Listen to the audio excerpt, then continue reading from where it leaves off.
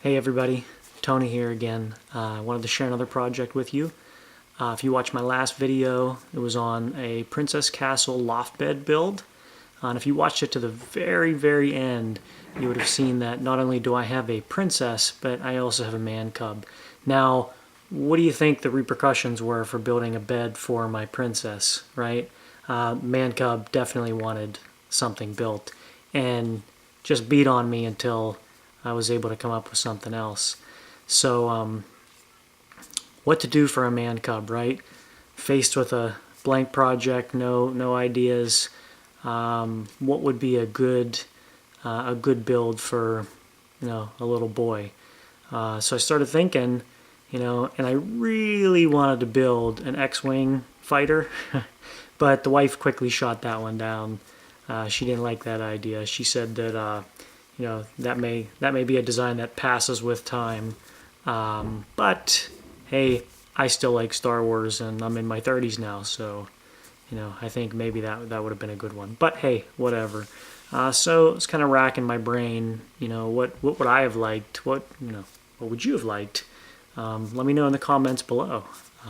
But basically, I was thinking, and what would I have liked as a kid? Well, what did I do as a kid? Lots of blanket forts, tree houses, that type of concept. Something that you can have a fortified compound that you could defend from invaders, right?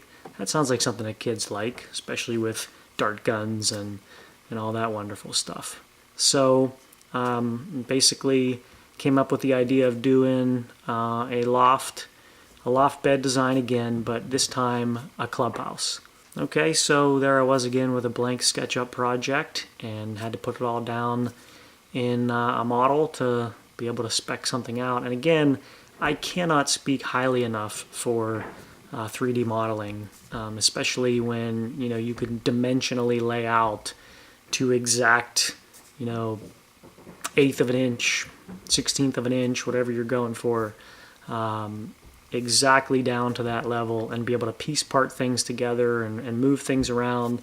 It's just incredible what you can do with 3D modeling software today. And then to be able to see it, that adds huge value because not everybody can visualize things all together. And it's just nice to have that all in all formed, and you can spin it and you can go inside the clubhouse and around the clubhouse and on top of the clubhouse, right? It's just what you can do. And if any of you watched my last video, then you could see the benefits of 3D modeling and the beauty of it once it's all done. So I didn't take it to the level this time that I did last time with the Princess Castle, which I colored, did all that wonderful stuff. I just basically went for the structure this time so that I can just go from there. Just what do I need to build it? And so here it is. Here's the design. Now, I won't go through the time-lapse build like I did last time. Been there, done that. You guys have already seen what that looks like. So this time I'm just going to show you the design here, and we'll just talk through some of it. So as you can see, basically, three-walled model, half wall on the back, bed plops there in the middle, sliding door on the front, windows all the way around because we don't want a claustrophobic, my man cub here. Cut the windows to a shape that hopefully he doesn't jam his head through. That's what I'm hoping for. And ladder front, because who doesn't like to climb a ladder to get up and down out of bed? Wife's a little leery about that, but I think it'll be okay. 3 points of contact, he ought to be all right. So now that you've seen the design, let's take a couple look at some of the shots that I took along the way. Unfortunately, I didn't have a camera mounted in the room for you to be able to see all the cuts and the builds and all that stuff. That would have been cool, maybe on another project here. But right now I just have some shots, so let's take a look at those. Now, as you can see in this first shot here, got myself an apprentice. She recovered from that head bump, and now she is full forced in build mode with style, obviously. Great little helper. So something that worked out for me last time was I cut all the pieces in my garage, pulled them up into the bedroom, assembled them all together, and that's how I put the bed together. And then we actually painted it in the room, which worked out okay. We put drop cloth down, and just like we were painting walls, we were able to paint the room, and fumes were not too bad. it's not bad painting stuff. But this time, I wasn't really thinking this all through, and I followed the same steps I did last time and said, yeah, I'll build the clubhouse in the room, and I started doing that, as you can see from some of these pictures here. And I didn't really think about the finish until after I had a lot of this put together, and that's when I realized that, what I wanted to do was stain it and make it look like the rest of the furniture in his room. And didn't really think through the fume aspect of staining inside the house. Terrible, terrible idea.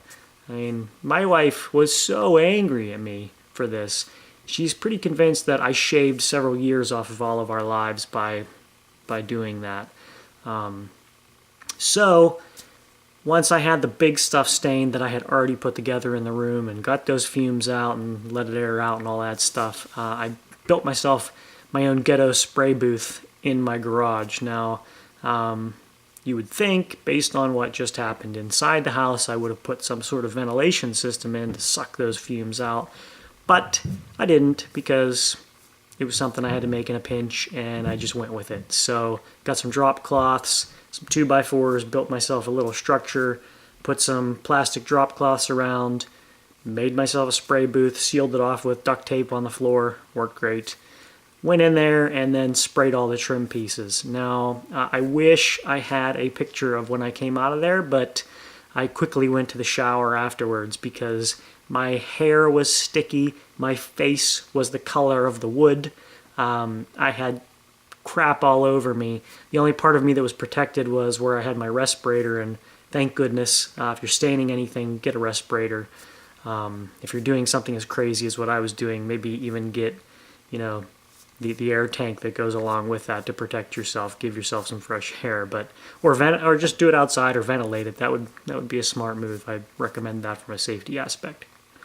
Okay, but yeah, covered in icky crap that didn't want to come off, just bad. So don't do that. Think ahead of time. Stain when you can open your garage door and let all that stuff, fume out into the open air, because it's just bad. And even after we had all this stain and it was sitting, in the house, we had to open up windows every so often to kind of let it cure out, because as it's drying, 24 hours, most of the smell goes away, but it lingers for about 2 weeks. So keep that in mind if you're doing anything like that. Okay, so last piece of the puzzle, once the bed was mostly constructed, was the light for underneath the bed. If you recall from my last video, I basically cut out a sun and star combination. It was one from a movie that my daughter really liked when she was little. And so I cut that design out by hand with a jigsaw. This time I wanted to do something that was a little more in line with the design of the clubhouse. Right, so I came up with this complex tree idea, and with my son's name actually stitched into the branches.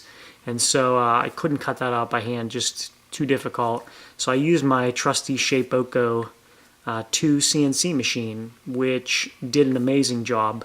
But the limitation with that is the cut area is not very big, and I wanted roughly like a 20 by 20 light for under his bed to allow as much light to come through from the fluorescent bulbs.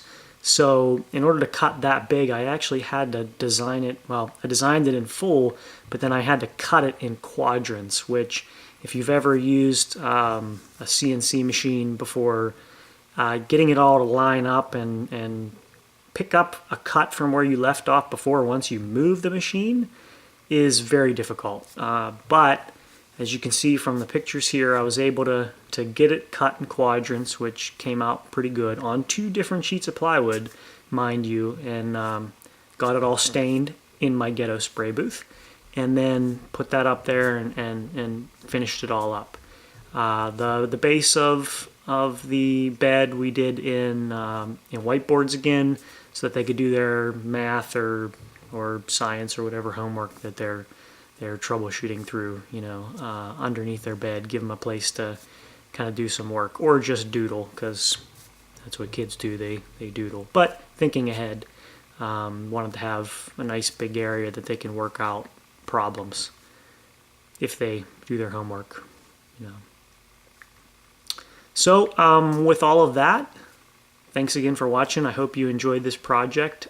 If you did, consider subscribing. I try to make videos as I can here.